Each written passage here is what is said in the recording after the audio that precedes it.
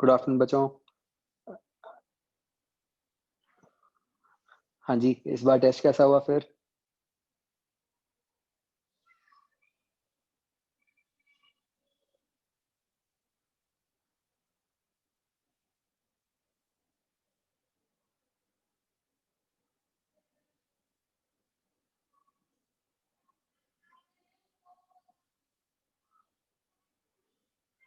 कैसा हुआ भाई टेस्ट?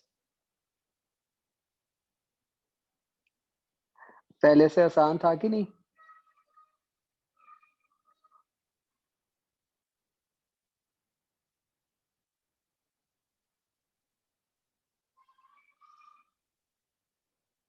अरे, कोई कुछ नहीं बोल रहा।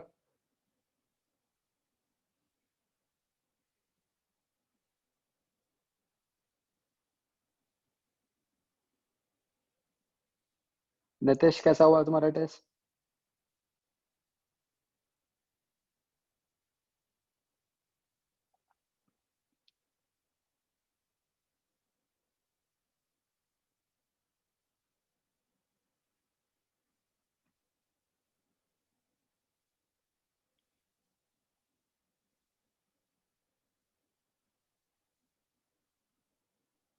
दामिनी, आपका कैसा हुआ?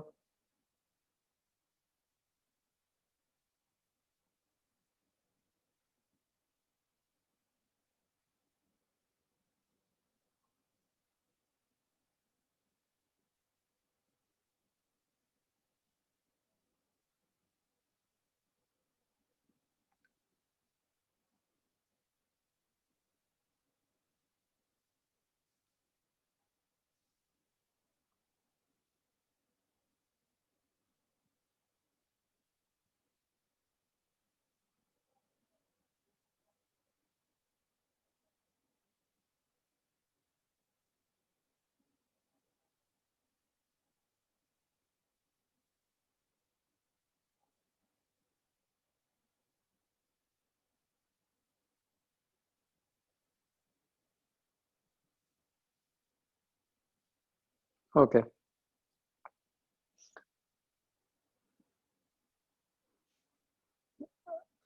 चलो बच्चों, अगला अब आपका मेजर टेस्ट है, आपको पता है। और इसमें अपना मैग्नेटिज्म, मैग्नेटिक प्रॉपर्टीज और ईएमआई आएगा। ठीक है।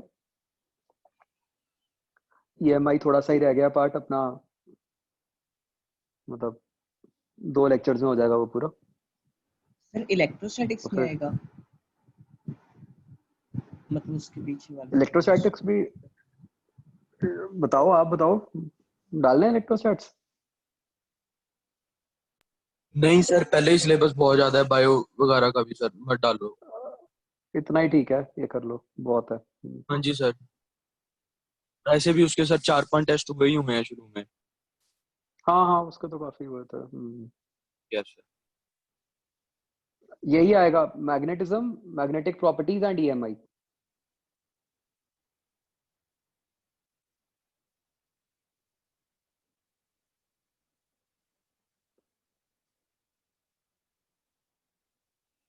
ठीक है। हाँ जी, होमवर्क किया है फिर?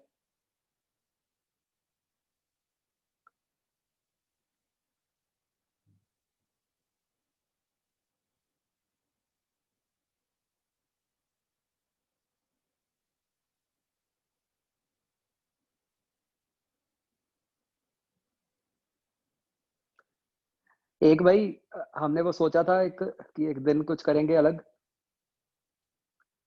वो मुझे आपके बैच में से कोई आया ही नहीं है रिस्पांस कि कोई कहे कि हाँ सर, कि मैं ये करूंगा या मैं ये करूंगी, जिसपे मुझे हो भरोसा कि हाँ भाई कुछ कर सकते हैं हम।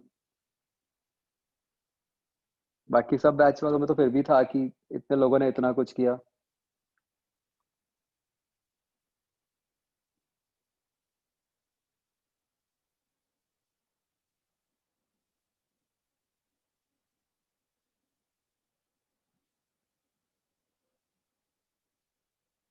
तो नहीं चाहते तो ठीक है भाई, मैं तो पढ़ाता रहूंगा, मुझे तो कोई दिक्कत नहीं है।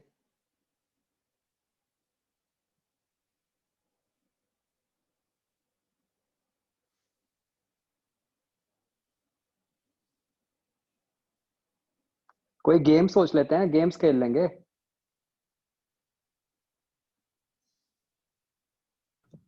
किस दिन सर? वैसे ही किसी एक दिन। शायद तो नहीं है भाई, इतना तो मुझे पता है।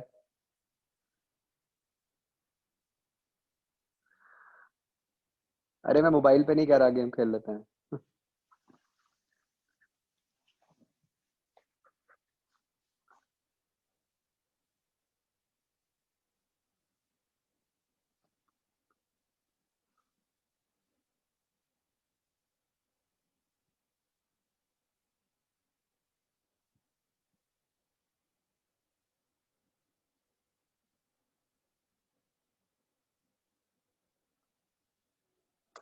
तेजस्विनी, तुम्हारी सिस्टर इतनी एक्सपर्ट थी कि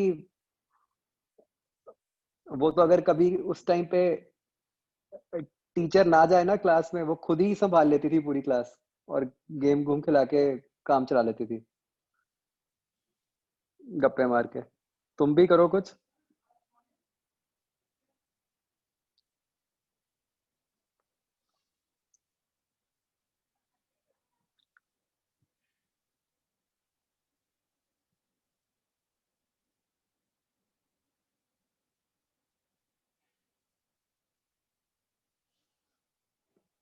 चलो गेम्स का ही करते हैं प्लान। वो देना आइडियाज, जैसे एक तो ऑब्वियसली डम्प शराड्स हो सकती है।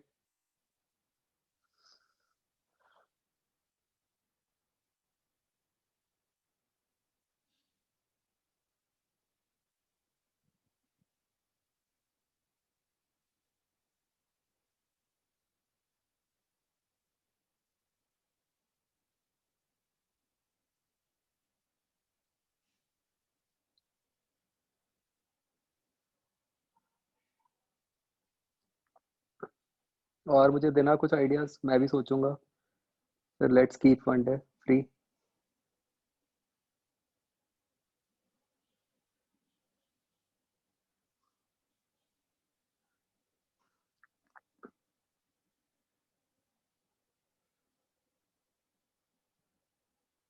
हाँ जी बच्चों, इसमें कौन सा पार्ट था?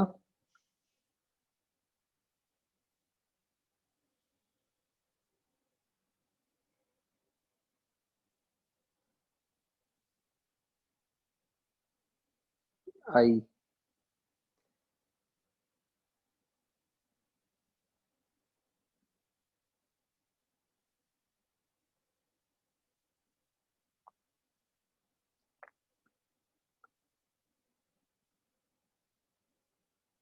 आई में बच्चों एक तो ये फिफ्थ का आंसर डी है, सिक्स्थ का बी है, ये ठीक कर लो प्लीज सारे।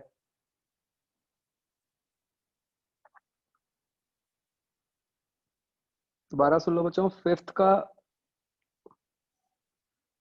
डी है, सिक्स्थ का बी है।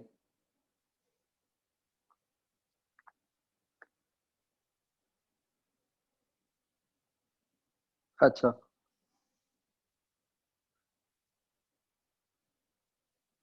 फर्स्ट फाइव कहे थे मैंने, ठीक है। और तो फिर तो क्या ही काम था। हाँ बच्चों, चलो ये बताओ, फर्स्ट फाइव में है कोई डाउट?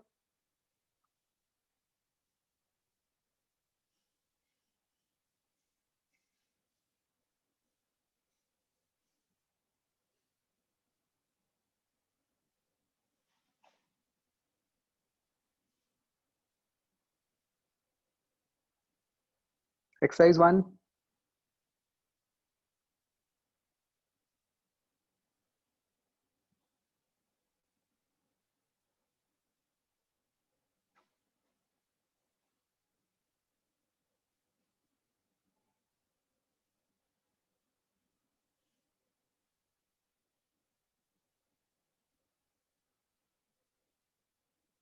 ये भी आसानी से राइट हो गए होंगे सबके। ठीक है, आगे बढ़ते हैं।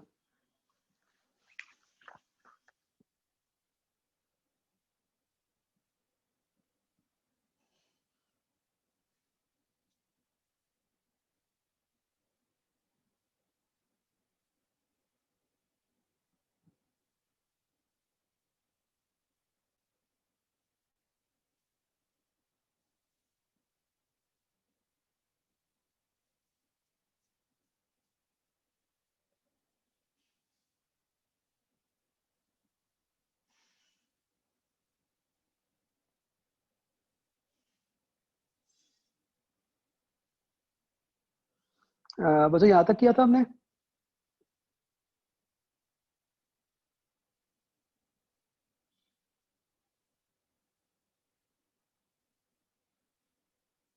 ठीक है. So we were talking about this property mutual inductance, और जो हमने समझा था कि बेसिकली हमें ये आइडिया देती है कि दोनों की फील्ड लाइंस आपस में एक दूसरे के साथ कितना कनेक्टेड है, मतलब कितना एक की फील्ड लाइंस दूसरे के थ्रू पास करेंगी, राइट?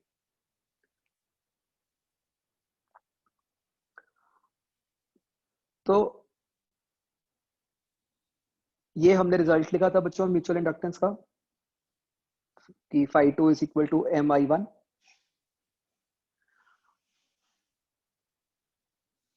और आपको ये भी सबको याद होगा कि हमने समझा था कि जो म्यूचुअल इंडक्टेंस है वो जो सिस्टम है उसकी ज्योमेट्री पे डिपेंड करती है, डिस्टेंसेस पे एंड लेंथ्स पे, राइट? तो अब अगर हम ये अजम्पशन ले लें कि ज्योमेट्री ऑफ सिस्टम चेंज नहीं कर रही, तो m कांस्टेंट होगा, ठीक है? म्यूचुअल इंडक्टेंस वाले केसेस में बच्चों हम ये अजम्पशन ले लेते हैं कि m कांस्टेंट होगा. तो अगर मैं ईएमएफ निकालना चाहूं तो ईएमएफ क्या हो जाएगी, इसको मैं डिफरेंशिएट करूंगा minus d phi two by D t. तो वो क्या बन गया, m कांस्टेंट है तो ये बन गया minus M d I one by D t. तो मेरे पास ये एक दूसरा रिजल्ट आ गया इन्वॉल्विंग म्यूचुअल इंडक्टेंस. एक तो था ये वाला ऊपर वाला कि जो फ्लक्स और करंट को रिलेट कर रहा था, राइट? और ये नीचे वाला रिजल्ट क्या कर रहा है, ये ईएमएफ को रिलेट कर रहा है with the change in current. मतलब ये हमें बता रहा है कि अगर किसी एक बॉडी में करंट चेंज कर रहा होगा तो उस कारण से दूसरी बॉडी के अंदर कितनी ईएमएफ इंड्यूस होगी. बेसिकली कुछ नहीं किया, फर्स्ट वाले एक्सप्रेशन को डिफरेंशिएट कर दिया हमने बस. तो दोनों तरीके से हम म्यूचुअल इंडक्टेंस को यूज करते हैं. इनफैक्ट ज्यादा यूज तो बाद वाले का ही है क्योंकि हम ईएमएफ में इंटरेस्टेड होते हैं, सिर्फ फ्लक्स का तो कोई काम नहीं होता.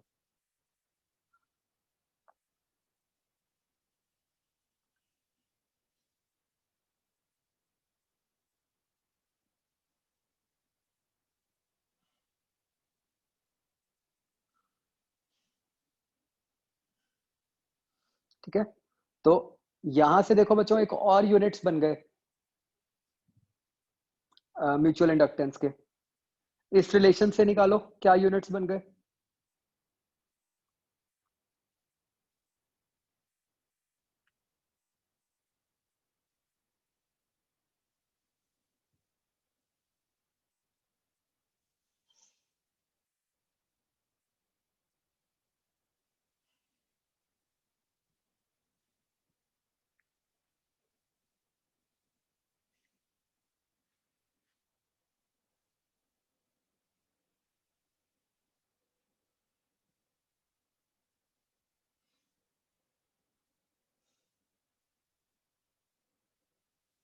हाँ जी बताओ, एम के क्या यूनिट्स बन गए यहां से, मतलब in terms of volt ampere etcetera. Exact तो हमने पहले निकाली थे.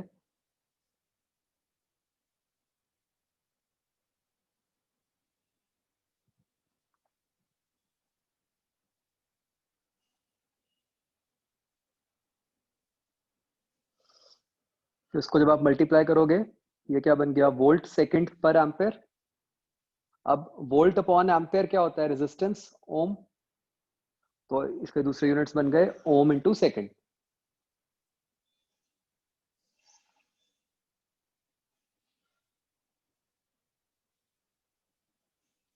राइट?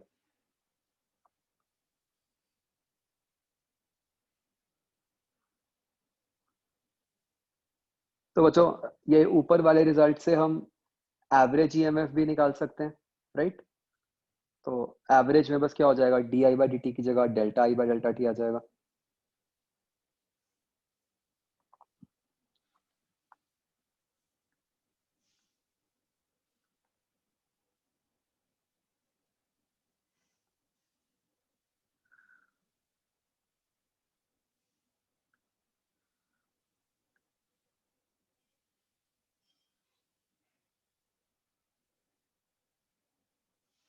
तो बच्चों आपको आइडिया लग गया होगा कि म्यूचुअल इंडक्टेंस में देखो किस टाइप के क्वेश्चंस बन सकते हैं। एक तो है कि सिस्टम की म्यूचुअल इंडक्टेंस ही निकालना, वो टाइप हो गई। दूसरा हो गया कि एक बॉडी में करंट दिया हुआ है तो दूसरी बॉडी में फ्लक्स पूछना। तीसरा हो गया कि अगर एक बॉडी में चेंज इन करंट दिया हुआ है तो उसके हिसाब से दूसरी बॉडी में ईएमएफ पूछना या एवरेज ईएमएफ पूछना।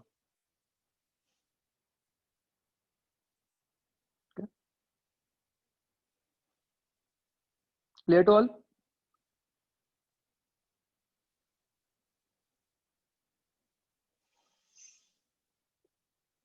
ओके, नेक्स्ट लिखो बच्चों, mutual inductance of two coaxial solenoids. तो हम एक पर्टिकुलर केस के लिए म्यूचुअल इंडक्टेंस निकाल रहे हैं, टू कोएक्सियल सोलेनॉइड्स।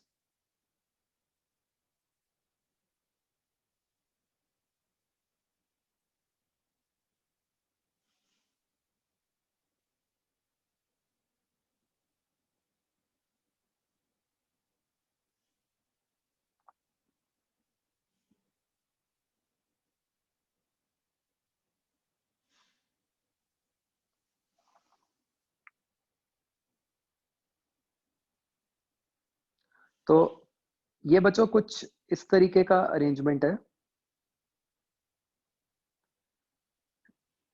एक बड़ा सोलेनॉइड हो गया जिसके ऊपर ब्लू वायर्स चढ़ी हुई हैं, उसको हम कह देते हैं सोलेनॉइड 1। तो उस पर टोटल नंबर ऑफ टर्न्स हैं कैपिटल N1, उसका एरिया हो गया A1, उसकी लेंथ हो गई L1, और उसी की एक्सिस पे उसके सेंटर पे हमने एक छोटा सोलेनॉइड रखा हुआ है जिसपे रेड टर्न्स दिए हुए हैं। तो लेट से उस पे नंबर ऑफ टर्न्स N2 है, एरिया A2 है और उसकी लेंथ L2 है। तो बच्चों ट्राई करो, इस सिस्टम की म्यूचुअल इंडक्टेंस निकाल के दिखाओ मुझे।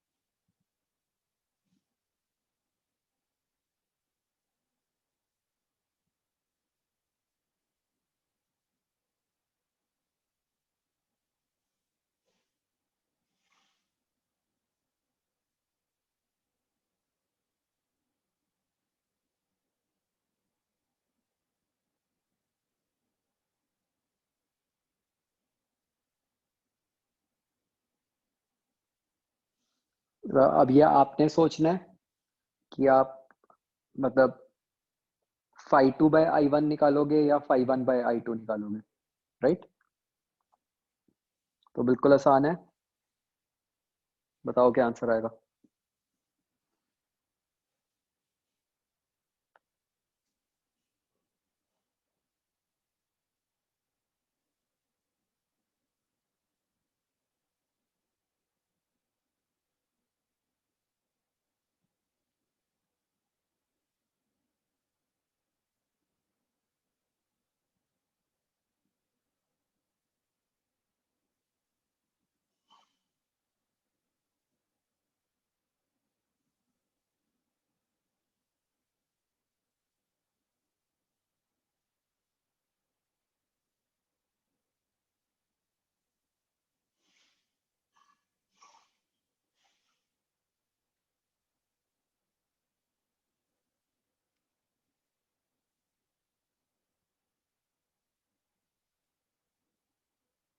Aditya, answer in terms of variables given.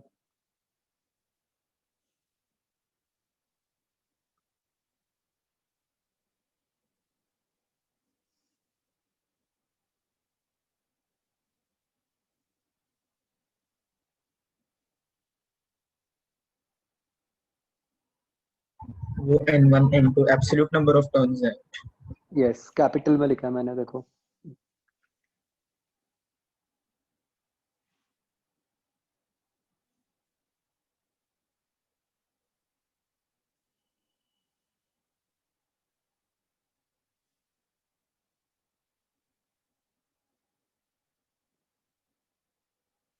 अभी तक सिर्फ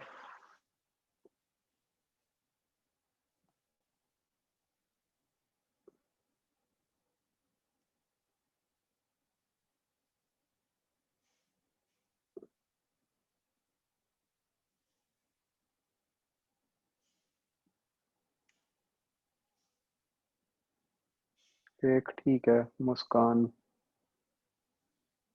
ईशांक ठीक है।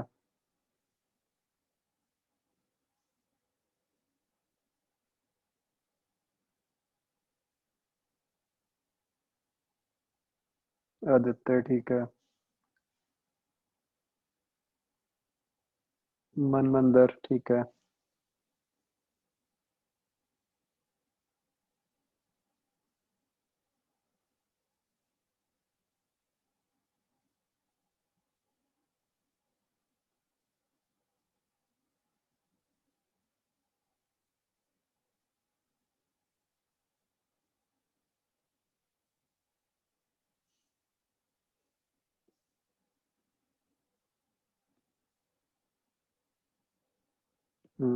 करमन ठीक है।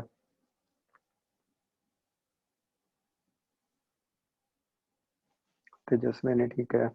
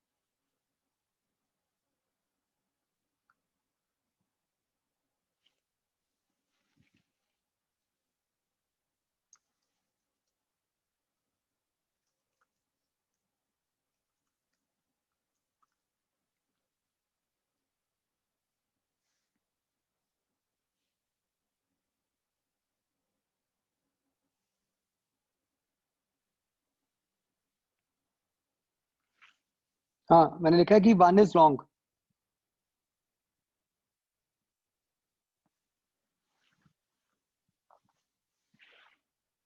मतलब you can assume one to be infinite.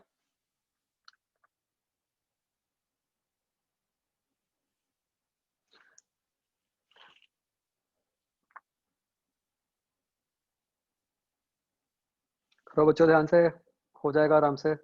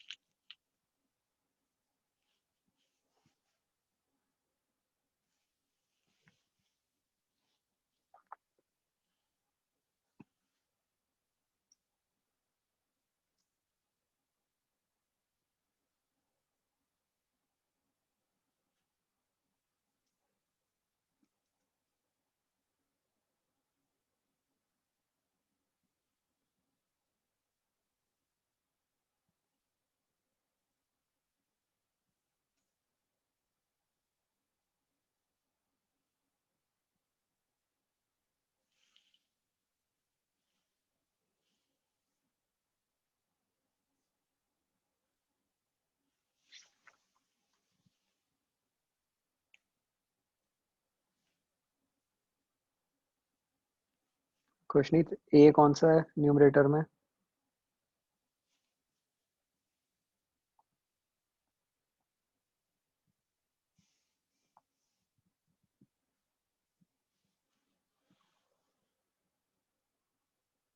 जसकंवल ठीक है, करण ठीक है, आकर्ष ठीक है। तो बच्चों देखो, सबसे पहले हम ये सोचें, हम करंट किसके अंदर माने, 1 के अंदर या 2 के अंदर? बताओ मुझे।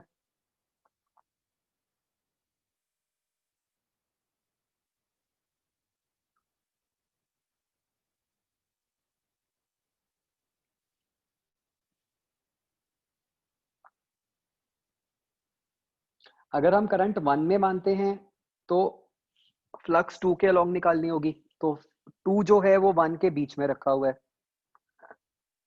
उसकी एक्सिस पे है। यहीं पे अगर हम करंट 2 में मानेंगे तो हमें 1 के अक्रॉस फ्लक्स निकालनी पड़ेगी। 1 के अक्रॉस फ्लक्स निकालने के लिए हमें जो फील्ड है वो सोलेनॉइड के बाहर भी लिखनी पड़ेगी, 2 के बाहर। वो तो हमें आती नहीं, राइट? वैसे इससे भी हिंट मिल रहा था कि लिखा हुआ है कि 1 इज लॉन्ग, तो इनफाइनाइट वाला रिजल्ट यूज हो सकता है।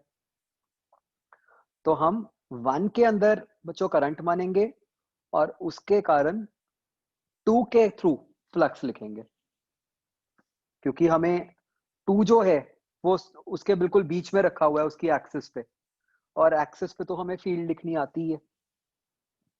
तो the result which we will be using is phi2 by I1, right? अब phi2 क्या हो जाएगा? Number of turns,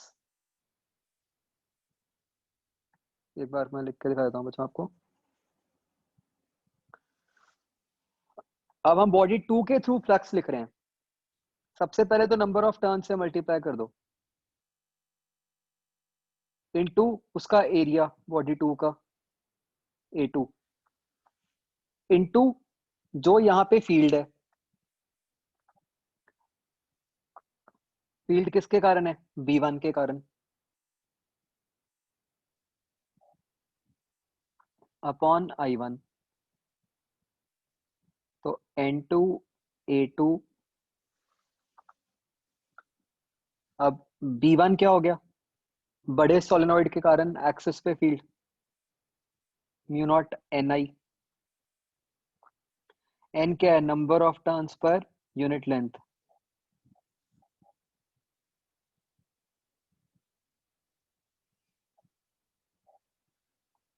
into I1, और एक नीचे भी I1 है, तो ये I1 कट गया, तो we get mu nought N1 N2 A2 by L1। अब आप N1 by L1 को स्मॉल n से भी सब्सटीट्यूट कर सकते थे, तो आपका answer mu nought small n1 into N2 into A2 आ जाएगा। बट आई विल से कि पहले वाला ही याद रखो, दूसरे वाले में कंफ्यूजन हो जाएगी कि कहाँ छोटा कहाँ बड़ा। पहले वाला रिजल्ट ठीक है कि दोनों ही बड़े n लेने हैं।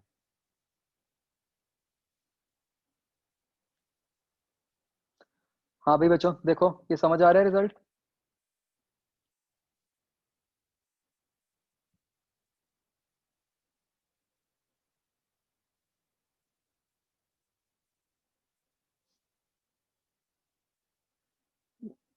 गलती मिल गई जिन लोगों का आंसर थोड़ा डिफरेंट आया था?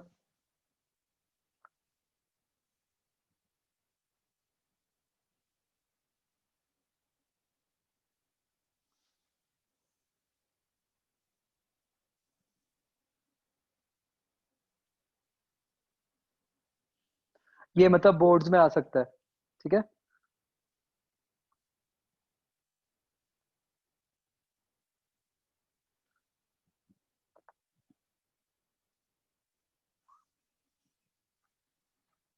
ओके, नेक्स्ट बच्चों हम जो प्रॉपर्टी पढ़ेंगे that is known as self inductance, और इसको हम डिनोट करते हैं विद द सिंबल L। तो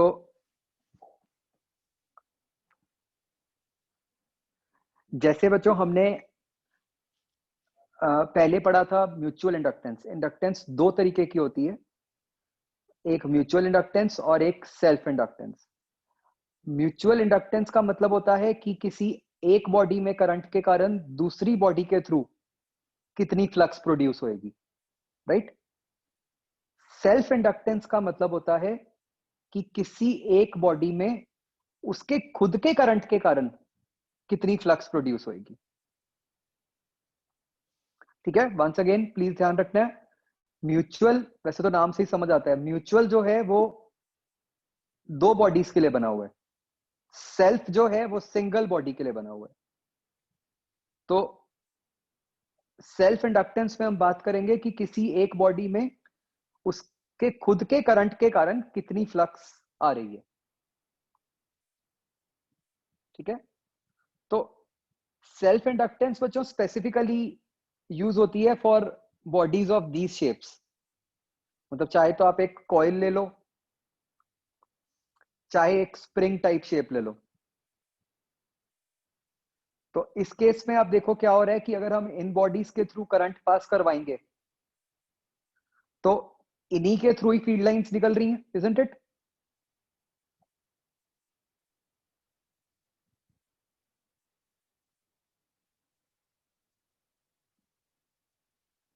जैसे लेफ्ट में जो लूप है, अगर उसके थ्रू हम करंट फ्लो करवाएंगे तो उस कारण से लूप के अंदर से ही फील्ड लाइंस निकल रही होंगी ना।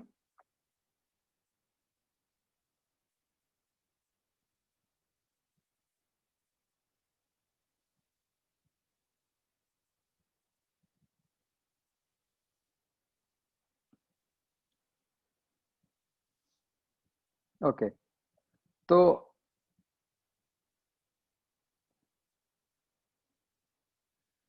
इस केस में बच्चों जो फॉर्मूला बन जाता है सिंपली वो क्या बन जाता है, L is phi upon I. यहाँ पे अब कोई 1 2 का तो चक्कर ही नहीं है, क्योंकि एक ही बॉडी है तो उसकी फ्लक्स अपॉन उसी का करंट। और अगर इसको हम डिफरेंशिएट कर देंगे तो ईएमएफ बन जाएगी minus L D I by D T. बच्चों ये बहुत ध्यान रखना है कहां पे सेल्फ लगेगी, कहां पे म्यूचुअल लगेगी। ठीक है, म्यूचुअल लगती है जब दो बॉडीज हैं, तो एक बॉडी में करंट के कारण दूसरे के थ्रू फ्लक्स या फिर ईएमएफ। सेल्फ कहां लगेगी, जहां पे उसी बॉडी के अंदर करंट के कारण उसकी फ्लक्स या ईएमएफ। ठीक है,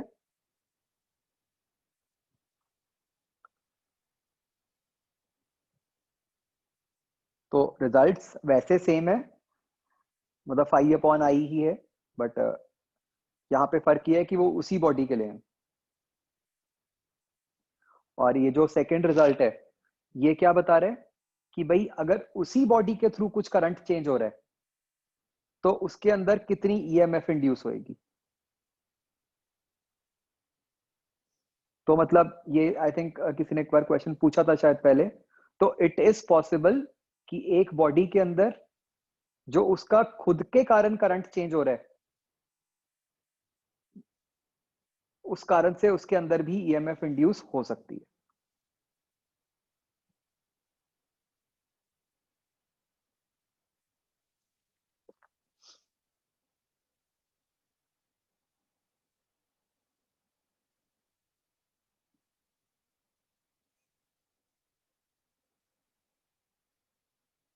तो अभी इससे देखते हैं हम कि इस प्रॉपर्टी के कारण, ये जो सेल्फ इंडक्टेंस प्रॉपर्टी है बॉडी की, उस कारण से क्या होता है।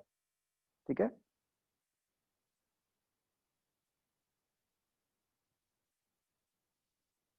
तो सबसे पहले हम एक केस करके देखते हैं। हम करेंगे सेल्फ इंडक्टेंस ऑफ सोलेनोइड। जैसे पहले हमने किया था mutual inductance of two solenoids, अब हम एक सिंगल सोलेनोइड लेंगे। ठीक है, और इसके लिए हमें दे दिया number of turns, area, length. आप ये अज्यूम करो कि सोलेनोइड के अंदर हर जगह पे बी यूनिफॉर्म है, और इसके हिसाब से निकालो इसकी सेल्फ इंडक्टेंस।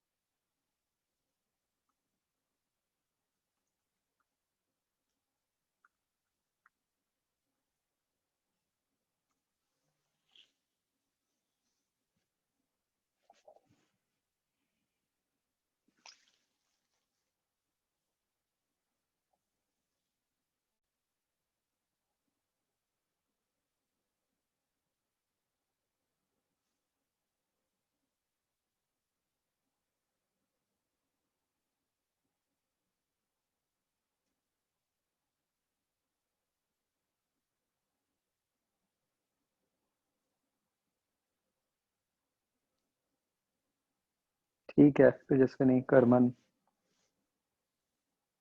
आदित्य गलत है, नितिश, अक्षता, अवल, जोत ठीक है,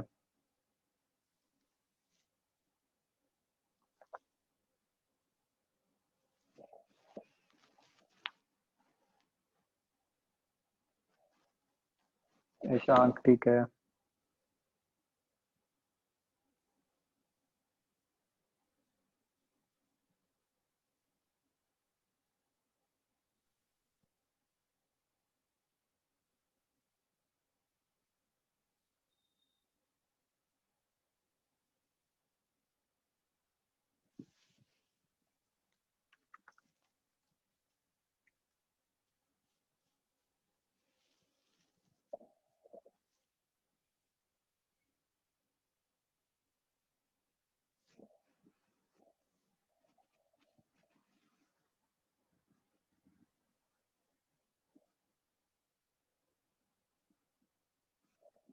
अरुण ठीक है, आकाश कुछ गड़बड़ हुई है,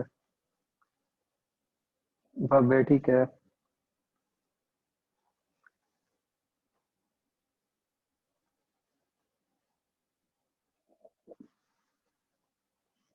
कशिश, जैस्मिन कुछ दोबारा ट्राई करो भाई, मनमंदर ठीक है,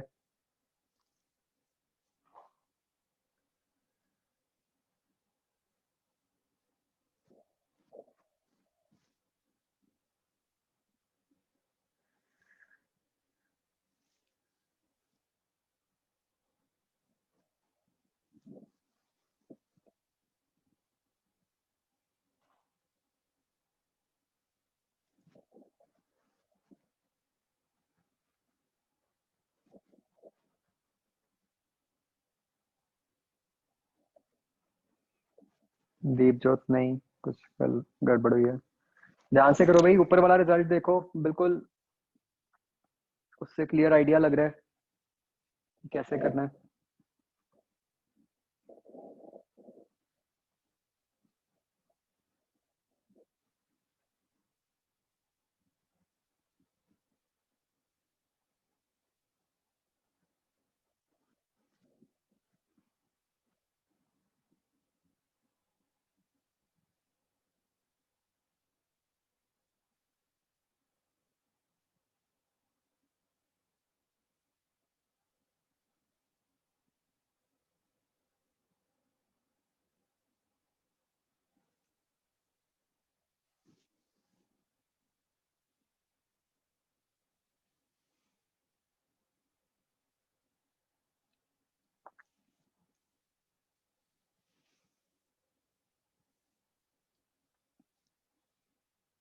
अमिताभ ठीक है,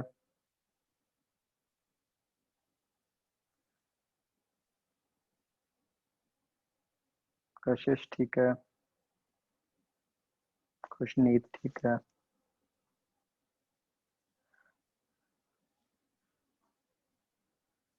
अच्छा बच्चों, आपको चल गया होगा पता ना, केवीपीवाई वाली आ गई है नोटिफिकेशन, यस सर। और इस बार तो बहुत अच्छी बात यह है कि इंटरव्यू तो है ही नहीं।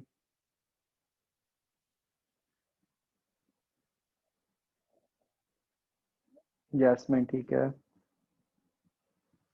इस बार सिर्फ रिटर्न के बेसिस पे है सिलेक्शन।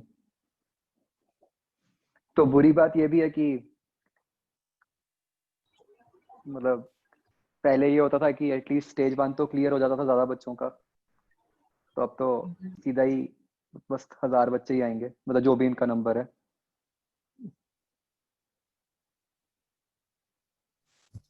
सर उससे पेपर के लेवल पर फर्क पड़ेगा कि जो फर्स्ट वाले मतलब बच्चे होंगे उनको ही लेंगे ये? नहीं, लेवल तो कुछ नहीं, सेम ही रहेगा। पर एक बहुत बड़ा फायदा ये है इस बार कि नॉर्मली जैसे केवीपीवाई एग्जाम नवंबर में होता था, नवंबर फर्स्ट वीक, तो उस टाइम तक तो आपका 12th का सिलेबस ही जस्ट कंप्लीट हुआ होता था, 11th की कोई रिवीजन नहीं होती थी। तो अब जनवरी में है, तो अब तब तक तो आपका पूरा 11th 12th सारा अच्छे से रिवाइज हुआ होगा।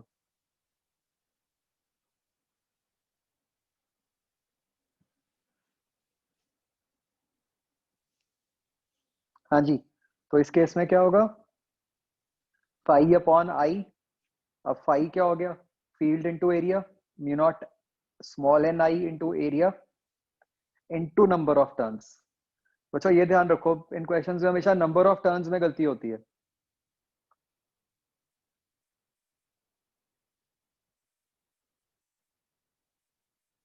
स्मॉल एन को लिख दिया as capital N by L, तो आंसर बन जाएगा mu nought n square A by L. तो ये डेरिवेशन भी आ सकती है बोर्ड्स में।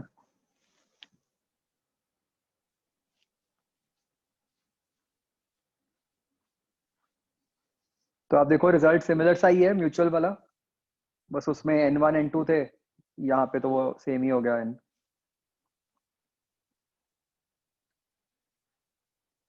ये बच्चों मैंने अजम्पशन क्यों दी है, assume uniform field inside solenoid.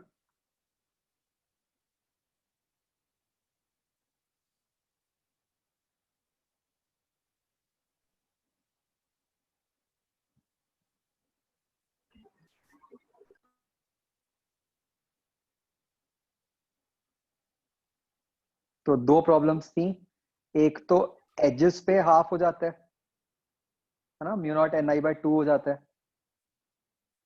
Mu nought N आई तो सिर्फ सेंटर पे होता है ना, एंड्स पे तो mu nought N I by two हो जाता है। और दूसरा वो सिर्फ एक्सिस पे ही होता है म्यू नॉट एन आई, अगर आप एक्सिस से ऊपर नीचे जाओगे तो भी डिफरेंट हो जाता है। तो वो भी हमने सेम ही मान लिया।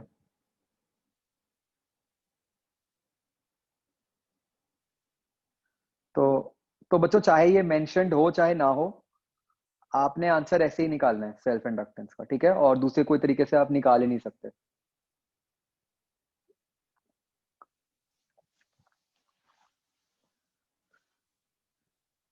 सेम बात बच्चों ऊपर वाले केस में भी है, म्यूचुअल वाले केस में भी करेक्ट फिगर तो ये होना चाहिए, बट कई बार बुक्स में या क्वेश्चंस में ना आपको ऐसा दे दिया जाएगा कि जो दूसरे वाला सिलेंडर है वो भी बड़ा ही दिखा देते हैं, मतलब पूरा बॉडी वन जितना ही दिखा देते हैं, तो भी आंसर आइडियली चेंज होगा, बट आपने ऐसे ही करना है। मतलब आपने सोलेनोइड के अंदर मैग्नेटिक फील्ड को म्यू नॉट एन आई लगा के ही सॉल्व कर देना है बस, बिना सोचे।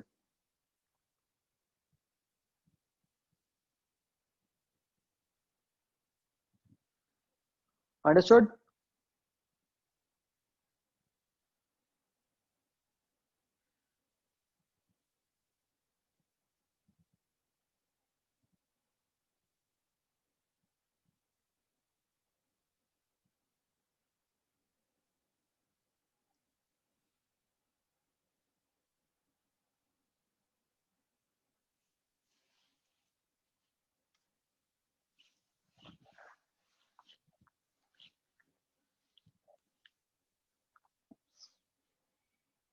ओके, आगे बढ़ते हैं बच्चों।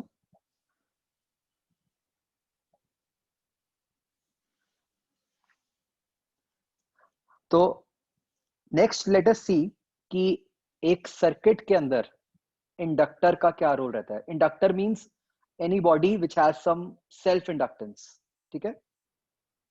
जैसे रेजिस्टर होता था जिसकी रेजिस्टेंस होती है, कैपेसिटर होता था जिसकी कैपेसिटेंस होती है, ऐसे ही इंडक्टर होता है जिसकी इंडक्टेंस होती है,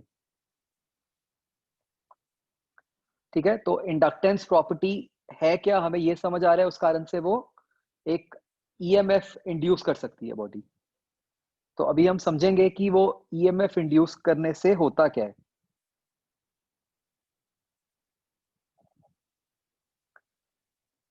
तो बच्चों मान लो ऐसे एक इंडक्टर है सर्किट के अंदर, इसके अंदर एक करंट आई फ्लो कर रहा है फ्रॉम लेफ्ट टू राइट, और जस्ट टू बी क्लियर मैंने ये दिखाया हुआ है कि जो वो ब्लू एरोज हैं वो पीछे की तरफ जा रहे हैं, मतलब करंट बैक साइड से नीचे की तरफ जा रहा है, फ्रंट साइड से ऊपर की तरफ जा रहा है, ठीक है। तो तो बच्चों इस करंट के कारण मैग्नेटिक फील्ड किधर को आ गई?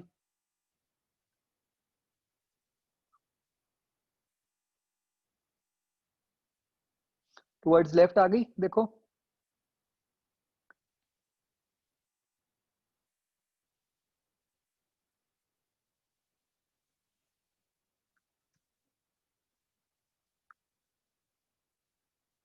देखो भाई सारे,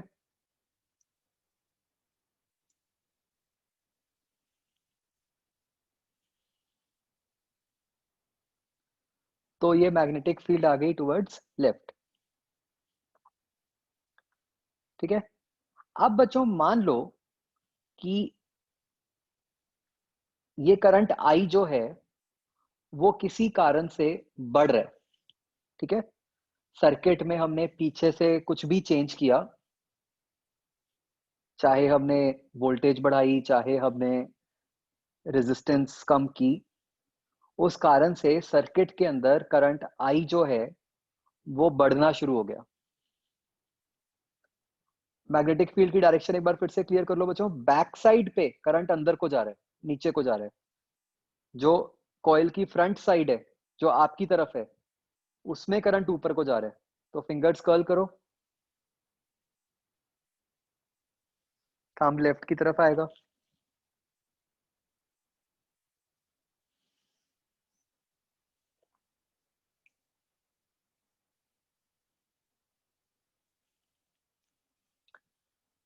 सो आई वाज सेइंग कि मान लो सर्किट के अंदर करंट बढ़ने लगा है किसी कारण से, तो इस इंडक्टर के थ्रू भी करंट बढ़ेगा। अगर इस इंडक्टर के थ्रू करंट बढ़ने लगेगा तो लेफ्ट साइड की तरफ फील्ड बढ़ेगी। अब इंडक्टर क्या करता है? चेंज इन फील्ड को अपोज करता है। तो इंडक्टर किस तरफ को फील्ड प्रोड्यूस करना चाहेगा अपोज करने के लिए?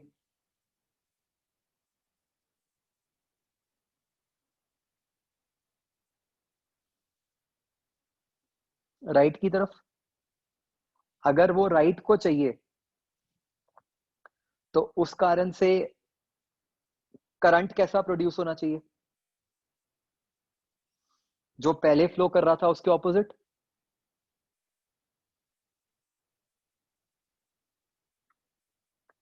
राइट। तो क्या हुआ बच्चों, देखो, जब इंडक्टर के थ्रू करंट बढ़ने लगा तो उसने अपने अक्रॉस एक ईएमएफ इंड्यूस कर ली, जिस कारण से ओरिजिनल करंट की ऑपोजिट डायरेक्शन में करंट इंड्यूस हो गया। ठीक है, तो इन अदर वर्ड्स इंडक्टर ने कोशिश क्या की? करंट बढ़ने लगा था, इंडक्टर ने ऑपोजिट डायरेक्शन के अंदर करंट प्रोड्यूस कर दिया। तो इंडक्टर की क्या कोशिश थी?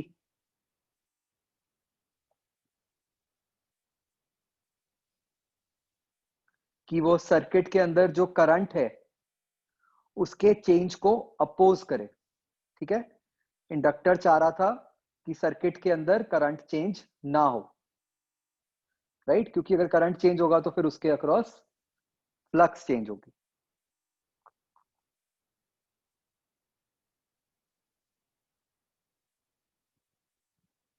राइट, तो लिख लेते हैं। अगर हम आई बढ़ाते हैं तो बी टुवर्ड्स लेफ्ट बढ़ता है।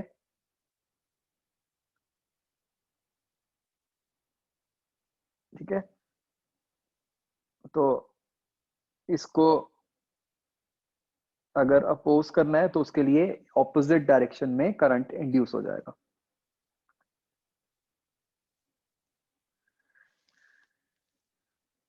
सिमिलरली बच्चों, अगर ये करंट कम हो रहा होगा तो इंडक्टर क्या करेगा? वो सेम डायरेक्शन में करंट इंड्यूस कर देगा ताकि करंट एकदम से कम ना हो पाए।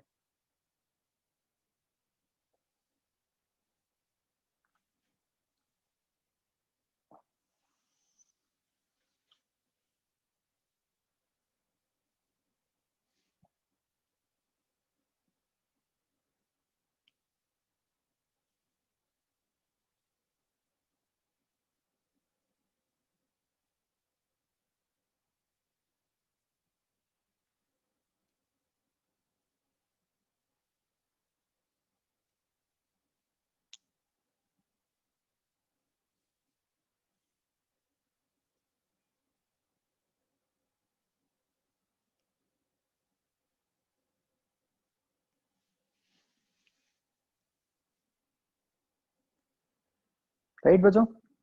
तो इंडक्टर क्या कोशिश कर रहा है बच्चों सर्किट के अंदर?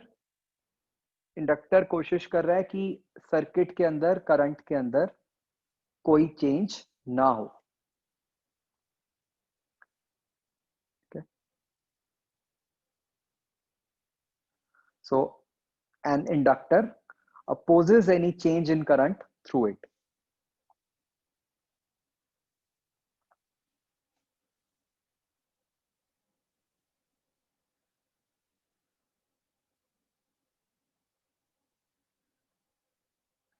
तो बच्चों एक बहुत इंपॉर्टेंट बात आपको ये समझनी है, मैंने ऐसा बिल्कुल नहीं कहा कि सर्किट के अंदर चेंज होगा ही नहीं करंट में अगर इंडक्टर लगा दिया।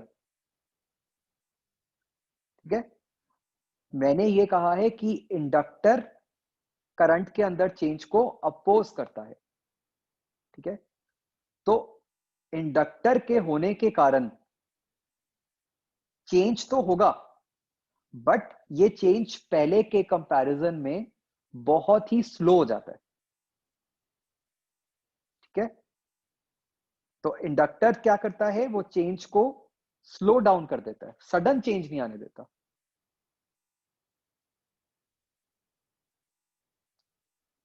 ठीक है, इसको बच्चों समझने का बेस्ट एग्जांपल है, आपने देखा होगा कि आपके मतलब कुछ मोबाइल चार्जर्स में या कोई और चार्जर्स में लाइट होती है, लैपटॉप चार्जर्स में भी होता है कि एक वो छोटा सा मतलब कहीं पे वो लाइट सी जल रही होती है।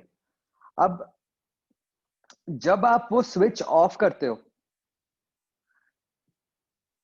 तो क्या लाइट एकदम बंद हो जाती है?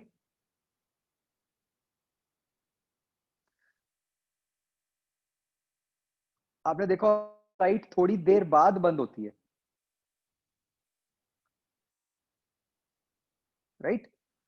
तो ये फिनोमिना है इंडक्टर का कि भाई लाइट बंद तो हुई, बट अब वो लाइट धीरे धीरे बंद हुई।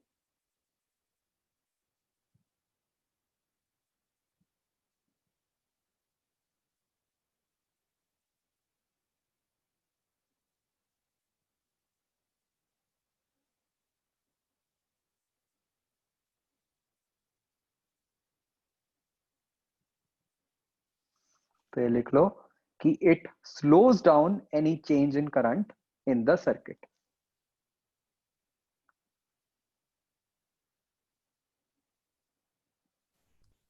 सर यस, सर लेकिन सर जब हम स्विच ऑन करते हैं तो सर ऑन तो मतलब एकदम ही हो जाती है। हाँ स्विच तो ऑन हो ही जाएगा, बट वो स्विच ऑन करने से जिस भी सर्किट के अंदर करंट फ्लो करना था, मतलब आप ऐसे सोचो कि भाई स्विच ऑन करने के कारण टोटल 5 एम्पियर करंट फ्लो करना था, राइट? तो हाँ अब जी सर। अगर तो इंडक्टर नहीं है तो वो हो सकता है 5 एम्पियर करंट 1 सेकंड के अंदर अंदर सेटअप हो जाए, कि वो 0 से 5 एम्पियर तक 1 सेकंड में पहुंच जाए। हाँ जी सर। बट अगर इंडक्टर होगा तो उसको 5 तक पहुंचने में हो सकता है कि 10 सेकंड लग जाए, मतलब वो चेंज धीरे धीरे आया। सर उससे फिर मतलब डिवाइस है जो सर खराब होने से बच जाता है। हाँ मतलब डिवाइस में एकदम सडन नहीं कुछ हुआ था इफेक्ट। यस, ठीक है सर।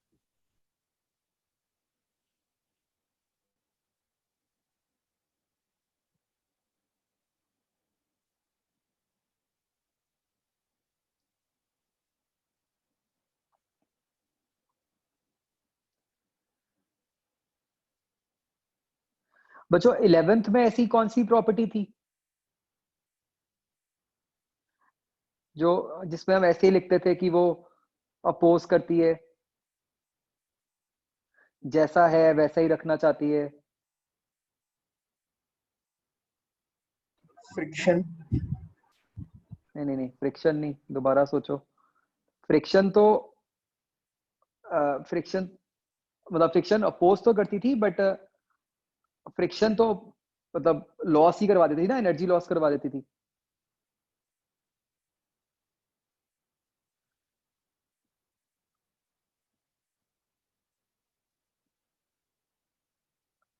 उसमें भी हम ऐसे ही करते थे कि it opposes any change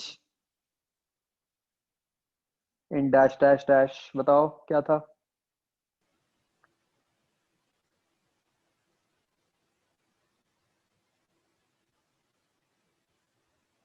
inertia. Inertia भी तो यही प्रॉपर्टी थी ना, कि वे property of the body due to which it opposes any change in its state of rest और यूनिफॉर्म मोशन और डायरेक्शन। तो ऐसे ही इंडक्टेंस क्या प्रॉपर्टी है कि भाई वो करंट के कोई चेंज को अपोज करती है बॉडी। तो बच्चों याद रखना भी आसान है, इंडक्टर इनर्शिया सेम इनिशियल्स हैं, ठीक है। तो वी कैन से कि inductor provides inertia of current.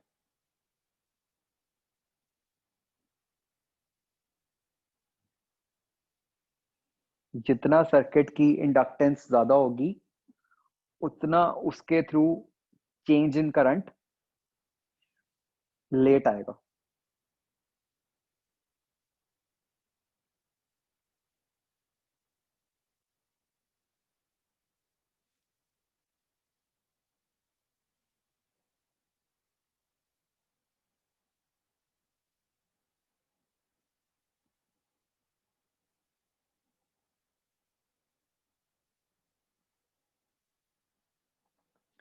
तो बच्चों कोई भी इलेक्ट्रिकल सर्किट जो होता है उसके अंदर मतलब ये तीन प्रॉपर्टीज होती हैं, resistance, capacitance and inductance.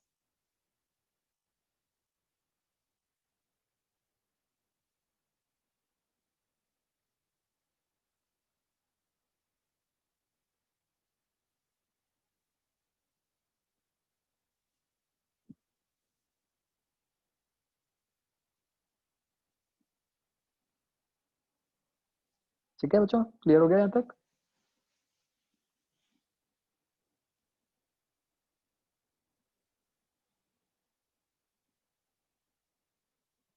Okay अगला लिखो बच्चों, behaviour of inductor in circuit.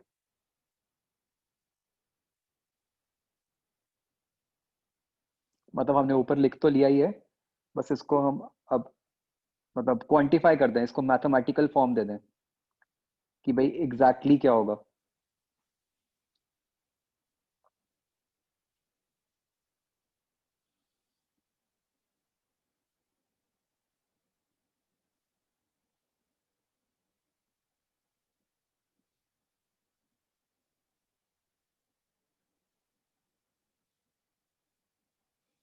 तो बच्चों हमें ये तो पता ही है कि ये जो पूरा फिनोमेना है वो क्या है, इंड्यूस्ड ईएमएफ का, राइट? कि एक ईएमएफ इंड्यूस होती है। तो बेसिकली एक इंडक्टर क्या करता है, वो एक सर्किट के अंदर बैटरी का रोल प्ले करता है, ठीक है। तो तो क्या होता है देखो बच्चों, जैसे मान लो हम पहला केस लें जहां पे करंट इंक्रीज कर रहा है, तो हमें पता है कि इंडक्टर जो है वो करंट कम करना चाहेगा। तो इंडक्टर एक तरह से एक बैटरी की फॉर्म ले लेता है जो ऑपोजिट साइड में करंट भेजेगी, ठीक है। और उस बैटरी की ईएमएफ क्या है, L D I by D T. वो तो हमें पता ही है कि induce EMF L D I by D T होती है। और राइट साइड वाला केस देखो, अगर करंट कम हो रहा है तो इंडक्टर कैसी बैटरी बन जाएगा, जो सेम डायरेक्शन में करंट भेजेगी। तो इस केस में बच्चों जो ईएमएफ बन जाएगी उसमें हम D I by D T के साथ मॉड लगा देते हैं। रीजन बीइंग कि जो D I by D T है सेकेंड वाले केस में that will be less than zero because current is decreasing.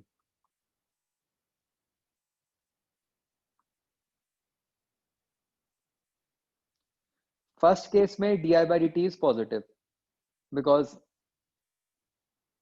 Current is increasing.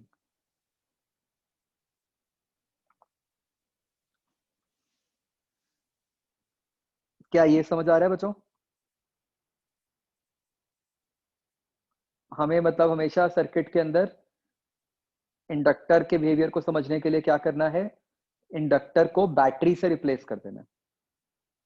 तो इस तरीके से तो बच्चों फिर भी थोड़ा सा कंफ्यूजिंग है कि भाई हमें बड़ा कुछ देखना पड़ेगा कि करंट इंक्रीजिंग है या डिक्रीजिंग है, उसके हिसाब से बैटरी की डायरेक्शन क्या रखनी है, और फिर कब मॉड लगाना है कब नहीं लगाना है। तो इसकी शॉर्ट फॉर्म जो है बच्चों वो ये बन जाती है कि आप सिंपली ऐसे सोच लो कि इंडक्टर को जिस तरफ को करंट जा रहा है, आप उसी तरफ को करंट भेजने वाली एक बैटरी से रिप्लेस कर दो, जिसकी ईएमएफ आप लिख दो एज -L/di/dt। ठीक है, तो ये बच्चों दोनों केसेस को कवर कर लेगी। आपको और कोई केस याद ही नहीं रखना, सिर्फ ये जो मैंने अंडरलाइन किया हुआ है ये एक केस याद रख लो, योर वर्क इज डन। कि जिस डायरेक्शन में करंट जा रहा है उसी डायरेक्शन में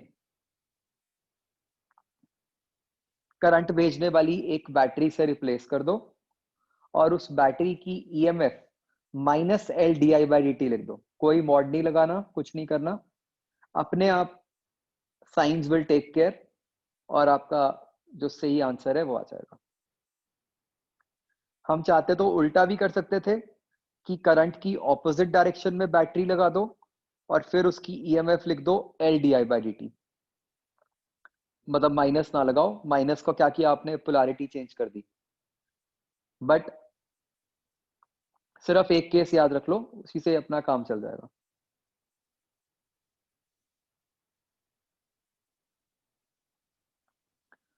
तो इन शॉर्ट, सर्किट के अंदर इंडक्टर जो है वो हमेशा एक बैटरी से रिप्लेस होगा।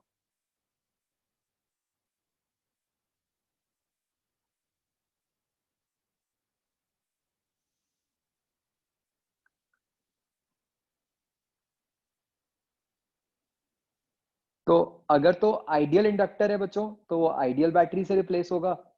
अगर नॉन आइडियल इंडक्टर है, नॉन आइडियल इंडक्टर का मतलब होगा कि जिसकी खुद की कुछ रेजिस्टेंस है, तो वो एक नॉन आइडियल बैटरी से रिप्लेस हो जाएगा। मतलब हम साथ में एक रेजिस्टेंस भी लगा देंगे।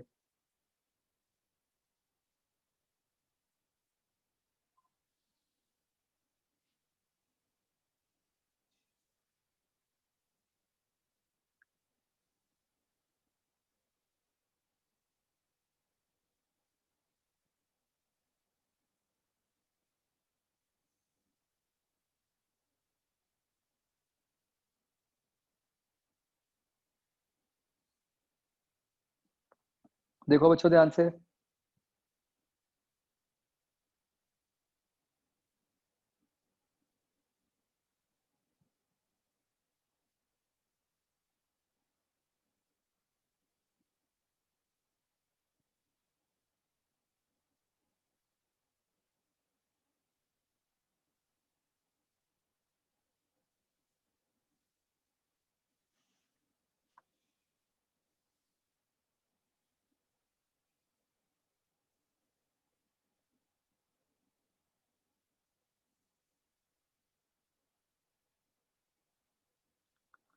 तो बच्चों आपको ना कुछ दिया होगा सर्किट में जिससे di/dt की वैल्यू निकल आएगी, तो वो टेंशन मत लो।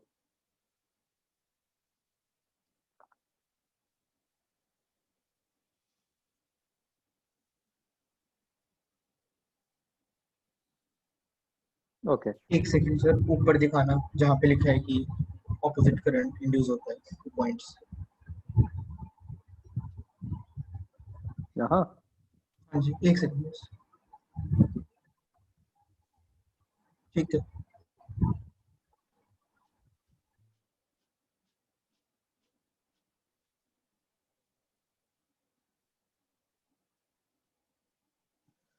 तो नेक्स्ट लिखो बच्चों, energy stored in an inductor.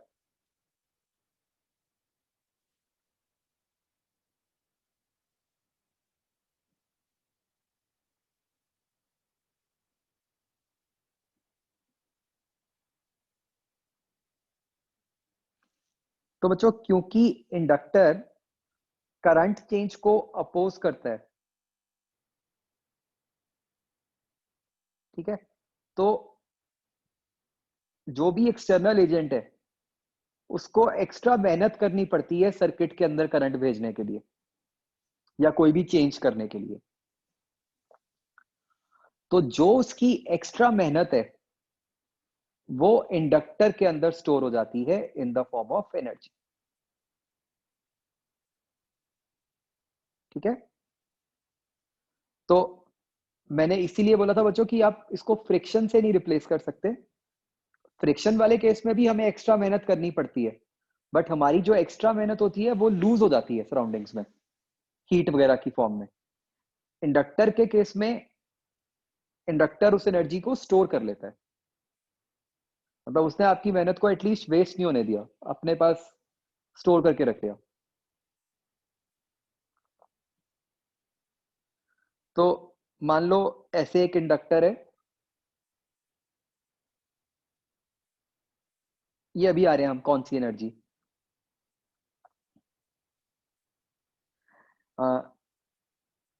मान लो इसके अंदर किसी एक्सटर्नल एजेंट ने 0 से आई करंट करना है, कि पहले 0 था उसको चेंज करके आई करना है करंट को, ठीक है। तो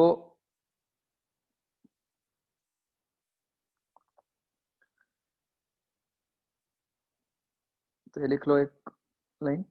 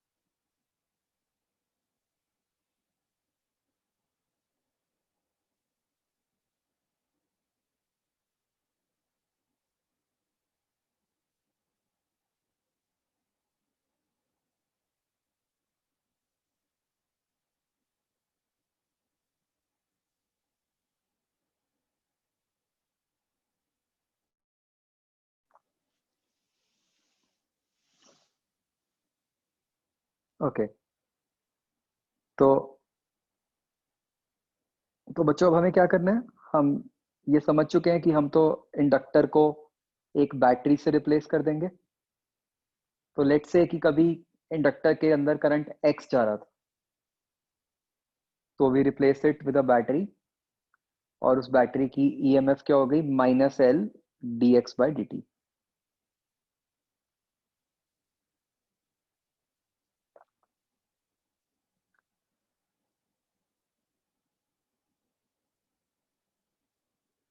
राइट।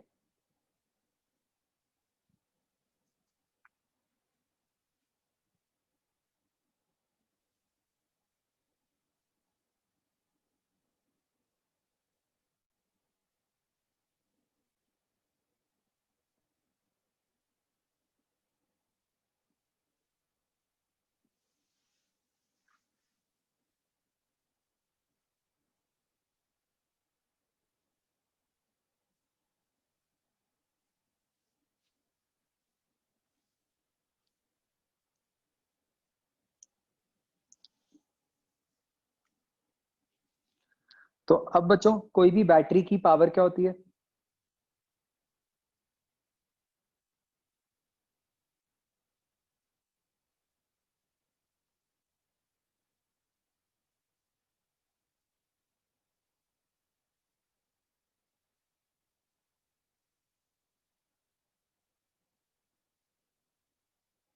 हाँ भाई बताओ, बैटरी की पावर क्या होती है बच्चों।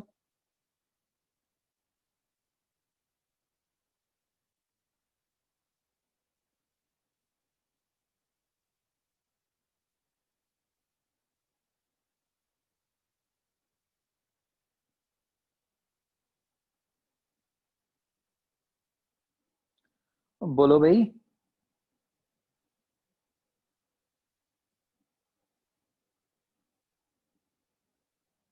बैटरी की पावर क्या होती है?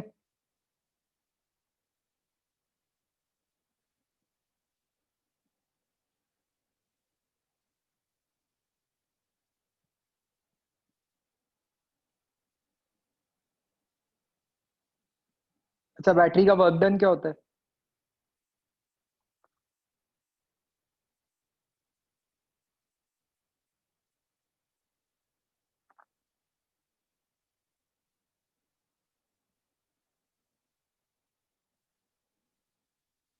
याद करो, बैटरी की पावर हमने करा नहीं था, E/I, जो टोटल पावर होती है।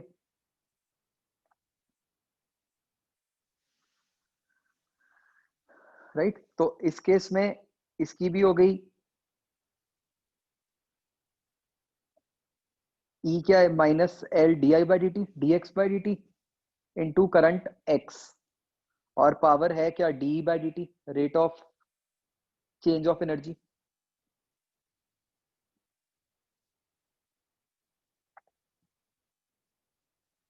तो मैंने बच्चों राइट, ये लेफ्ट साइड वाले ई को प्लीज एनर्जी से मत, ईएमएफ से मत कंफ्यूज करना। दिस इज एनर्जी, जो लेफ्ट साइड पे ई है।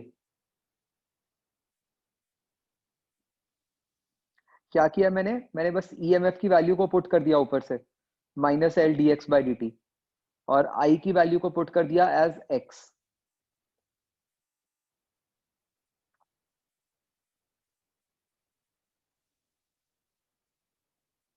तो अब ये dt बच्चों कैंसिल हो गया दोनों तरफ से। तो now if I integrate this, ये राइट हैंड साइड पे मेरी क्या इंटीग्रेशन बन रही है? x dx की। राइट,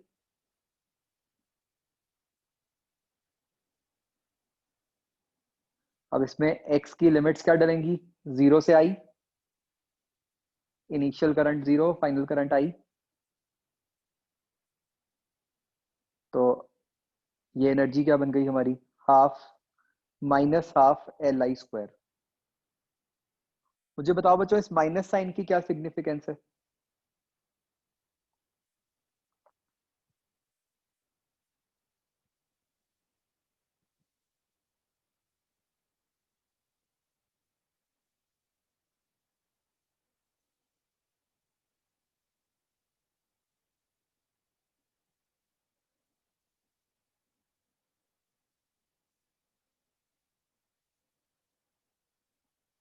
ध्यान से सोचो, बाकी सारे फॉर्मूलाज के साथ कंपेयर करो और देखो कि यहाँ माइनस का क्या मतलब हुआ।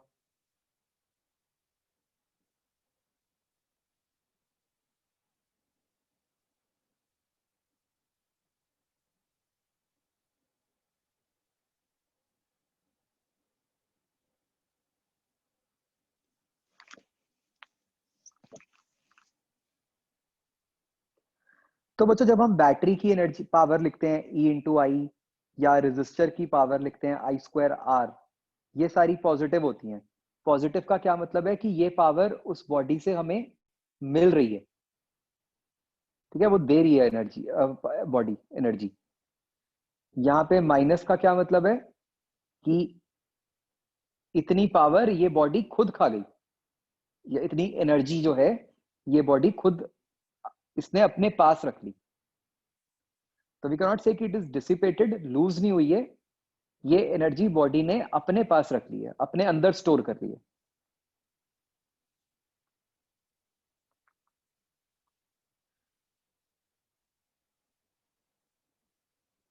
ठीक है, तो हम क्या कहेंगे कि energy stored in inductor is ½ Li²। तो जब हमने स्टोर्ड बोल दिया तो माइनस साइन खत्म हो गया।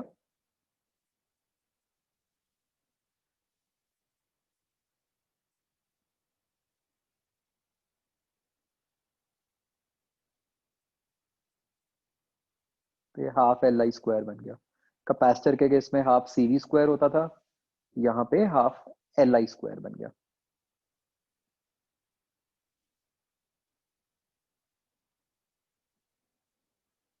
Sir yes. सर जैसे सर हम पहले मतलब कि जब इंटीग्रेशन करते हैं तब सर हम ऐसे मतलब कि लेट करते हैं कि डीएक्स लेंथ, जैसे सर हमने लेंथ की पूरी लेंथ के लिए इंटीग्रेट करना है तो सर हम उसका हम्म स्मॉल पोर्शन डीएक्स ले लेते हैं। हम्म। तो सर यहाँ पर हमने मतलब कि पूरे करंट के लिए करना है तो यहाँ पर डीएक्स करंट क्यों नहीं लिया? नहीं नहीं, यहाँ पे हमने क्या किया है, हमने छोटा सा टाइम dt लिया है। तो हमने छोटे टाइम dt में लिख दिया कि कितनी एनर्जी स्टोर होएगी, उसको इंटीग्रेट कर दिया। अच्छा सर, मतलब एक्स वो है कि अगर इतने छोटे टाइम में कितना चेंज आएगा करंट में। हाँ dx वो है। हाँ। ठीक है सर।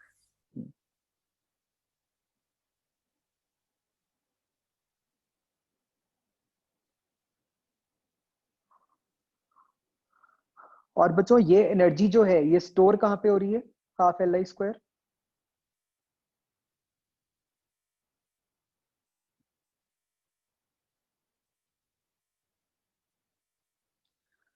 तो ये जो एनर्जी है बच्चों, ये इंडक्टर की जो मैग्नेटिक फील्ड है उसके अंदर स्टोर हो जाती है। तो ये हम फर्स्ट टाइम कुछ ऐसी बात कर रहे हैं कि जहां हम मैग्नेटिक फील्ड से रिलेटेड एनर्जी की बात कर रहे हैं। इसकी हमें फर्दर कोई डिटेल में नहीं जाना, बट हमें बस इतना पता होना चाहिए कि ये एनर्जी मैग्नेटिक फील्ड के अंदर स्टोर हो रही है। जस्ट लाइक कैपेसिटर की जो एनर्जी होती है हाफ सी वी स्क्वायर, वो उसकी इलेक्ट्रिक फील्ड के अंदर स्टोर होती है। ऐसे ही इंडक्टर की जो एनर्जी होती है वो उसकी मैग्नेटिक फील्ड के अंदर स्टोर होती है।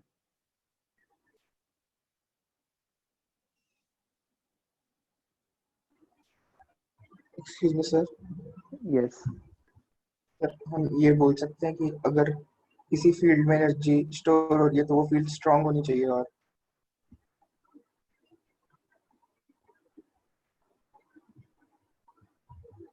मतलब किसके कंपैरिजन में स्ट्रांग होनी चाहिए? मतलब पहले कुछ फील्ड थी, अब कुछ एनर्जी उसमें स्टोर हो गई तो वो फील्ड नहीं और स्ट्रांग हो जाएगी। नहीं नहीं नहीं, ये फील्ड भी तो तभी बनी है ना जब करंट आया। मान लो करंट ही नहीं था, तब तो ये फील्ड भी नहीं होगी। मतलब पहले कुछ कुछ और करंट था ना, पहले एक कांस्टेंट करंट था तो फील्ड थी। नहीं, हमने जैसे ये माना कि पहले जीरो करंट है,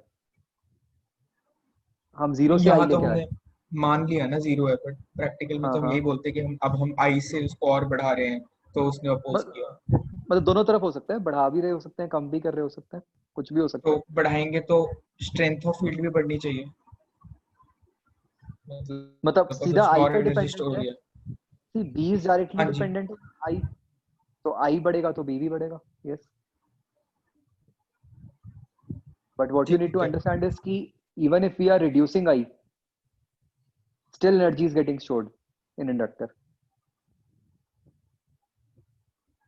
तब भी बढ़ रहा होता।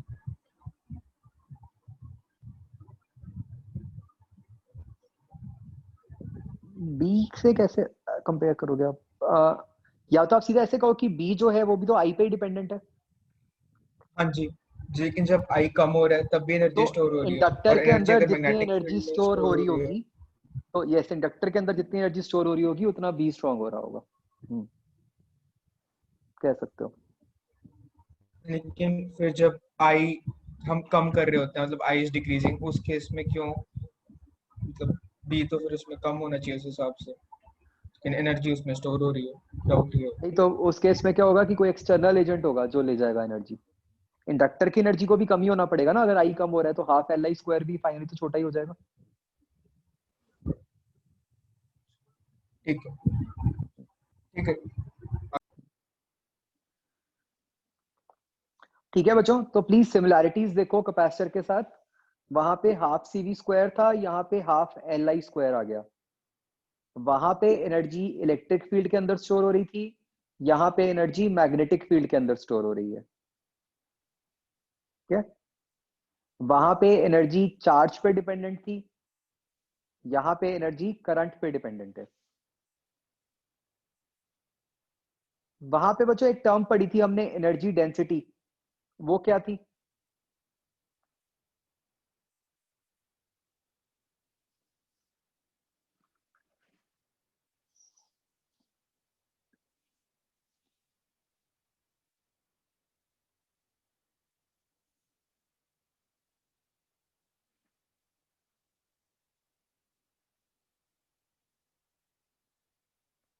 बता दो आंसर, नहीं तो टेस्ट में डाल दूंगा कैपेसिटर।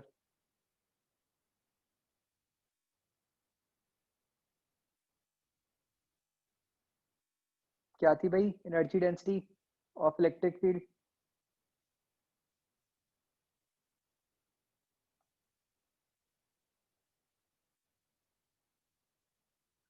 नितिश गलत।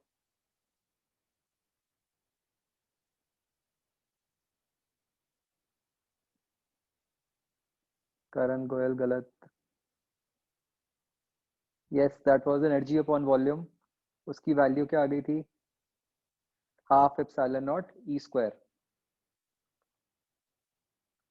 राइट। सिमिलरली बच्चों, यहाँ पर इन केस ऑफ इंडक्टर जो एनर्जी डेंसिटी आ जाती है that is B square by 2 mu nought.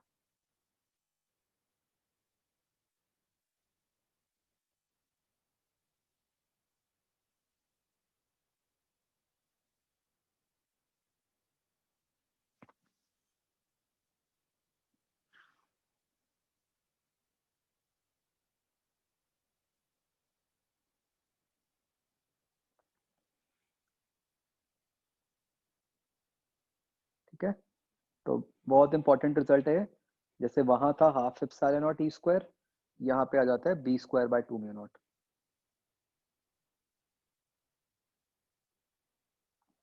इसको बच्चों ट्राई करो सोलेनॉइड के लिए। मान लो एक सोलेनॉइड के अंदर करंट आई जा रहा है, तो उसकी एनर्जी हो गई हाफ एल आई स्क्वायर, तो एनर्जी डेंसिटी हो जाएगी एनर्जी अपॉन वॉल्यूम। तो प्रूव करके देखो, क्या आप ये प्रूव कर सकते हो कि energy density B square by 2 mu naught आ जाएगी?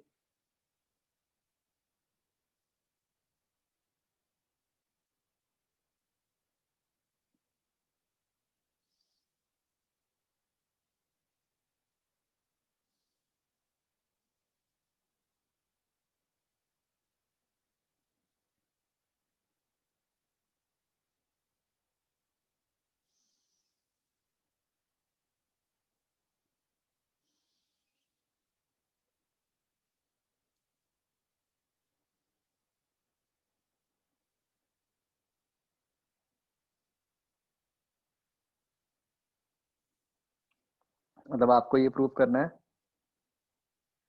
कि ऐसे एक सोलेनॉइड है, उसके थ्रू करंट आई जा रहा है,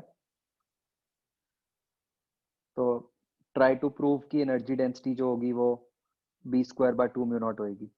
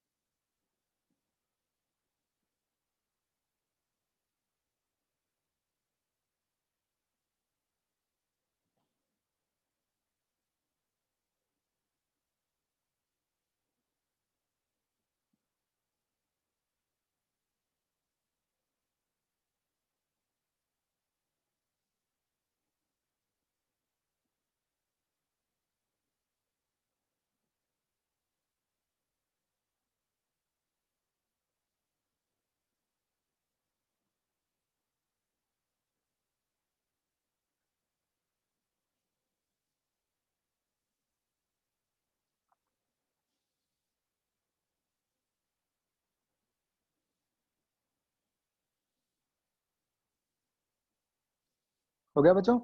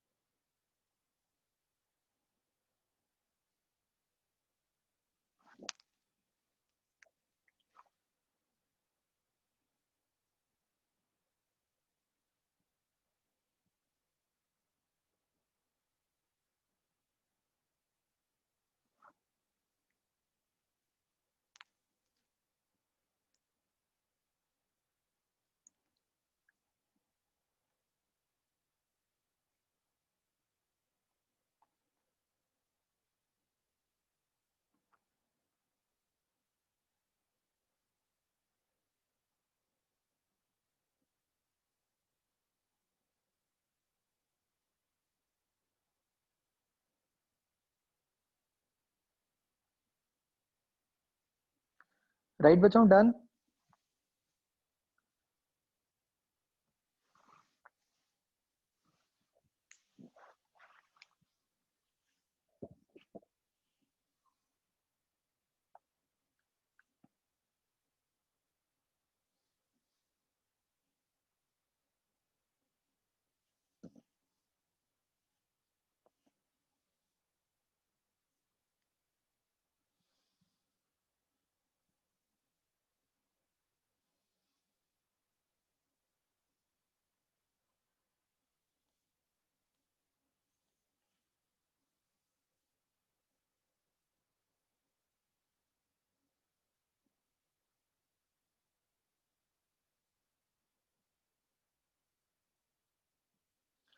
ओके, तो देखो क्या किया मैंने, एनर्जी अपॉन वॉल्यूम, एनर्जी हो गई half L I square, L की वैल्यू पुट कर दी, ठीक है, उसको बस इस तरीके से लिख दिया, ये capital N by small L, capital N by L क्या है, स्मॉल एन, तो ये बी स्क्वायर बन गया।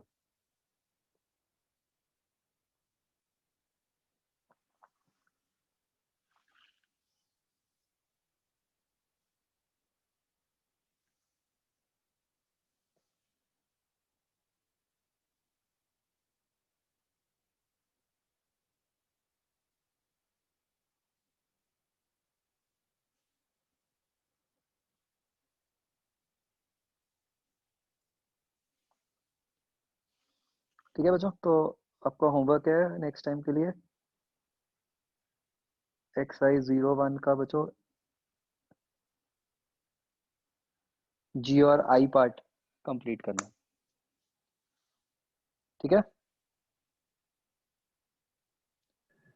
Okay sir. चलो, ओके देन बच्चों, बाय। सर यस, सर इस वीक कोई एक्स्ट्रा क्लास रख सकते हो सर पेपर की डिस्कशन के लिए? सर जो नेक्स्ट वीक की जो डिस्कशन होती है ना सर, उस टाइम एंड तक सर फिर पेपर ना ऐसे याद नहीं रहता कि क्या क्या मतलब पूछना था पेपर के रिलेटेड। अगर सर आप हर बारी इसी वीक में डिस्कस कर लिया करो पेपर तो सर अच्छी तरह हो जाएगा।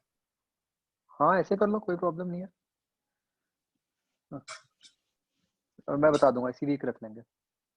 ठीक है सर, थैंक यू।